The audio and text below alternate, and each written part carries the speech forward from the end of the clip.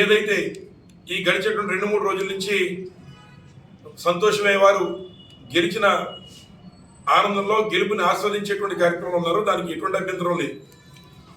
గతంలో మేము 3 సార్లు గెలిచిన ఊరేగింపులు కూడా పెట్టలేదు. గెలుపోవటం రెండూ తెలిసిన వాళ్ళు మనం.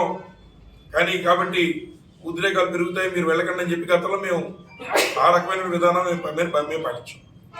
వారి గెలుపుని ఆస్వాదించడంలో, వారు సంబరాలు చేసుకోవడంలో మాకు ఎటువంటి అభ్యంతరాలు లేవు. కానీ ఇవాళ వైఎస్ఆర్ కాంగ్రెస్ పార్టీకి సంబంధించినటువంటి కార్యకర్తల్ని వాళ్ళ ఇళ్లలో ఉన్నటువంటి ఆడవాళ్ళ దగ్గరికి ఈ యొక్క బాణసంచ కార్యక్రమాలు విసరడం కానీ, లేదా కొంతమందిని కొట్టడం, లేదా బలవంతంగా మీరు కండువాలు కప్పుకోవాలనేటువంటి విధంగా మరి వారు పైవారు చెప్తున్నారో కింద వారు చేస్తున్నారో నాకు తెలియదు. కానీ ఇటువంటి కార్యక్రమాలు కొన్ని చేస్తూ ఉన్నారు. అది మరి శృతి మించితే చేతులు ముడిచి కూడా కూర్చోమని కూడా ఈ సందర్భంగా తెలియజేస్తూ ఉన్నాం.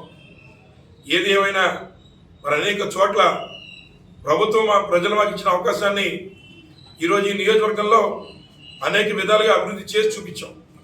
ఇవాళ కోమరాజులో ఉన్నటువంటి పార్కుని ప్రజలు మాకు అవకాశం ఇస్తే మరి కొన్ని అభివృద్ధి కార్యక్రమాలు పార్కులుగా కొన్ని బిల్డింగులు కట్టి ఇచ్చే కార్యక్రమం మేము చేస్తే వాటిని విధ్వంసం చేసే కార్యక్రమాలు మరి ఈరోజు అధికారంలోకి వచ్చిన తర్వాత కొంతమంది అల్లరి మోకలు చేస్తూ ఉన్నాయి. దాన్ని అట్లాగే మీరు ప్రోత్సహిస్తారో లేదా మరి ఈ కార్యక్రమాలకు అడ్డుకట్ట వేస్తారో ప్రతిపక్షం వారి ఉన్నటువంటి అధికార పక్షానికి వదిలిపెడుతూ ఉన్నాం. కానీ మీకేదైనా కోపం ఉంటే మామే చూపించండి. కానీ కార్యకర్తల మీదో లేదా ఉన్నటువంటి ప్రభుత్వ భవనాల మీదో సామాన్య ప్రజానీకానికి ఉపయోగపడేటువంటి మరి ఈ ఉన్నటువంటి ఆఫీసుల మీదో ఈ కార్యక్రమాలు చేయడం కరెక్ట్ కాదని చెప్పి ఈ సందర్భంగా తెలియజేస్తూ ఉన్నాం. అలాగని ఈ నియోజకవర్గంలో నాకు అండగా దండగా ఉన్నటువంటి ప్రతి ఒక్కరికి తప్పనిసరిగా చెర్ల కుటుంబం రుణపడి ఉంటుంది. వారికి అండగా దండగా ఉంటాం.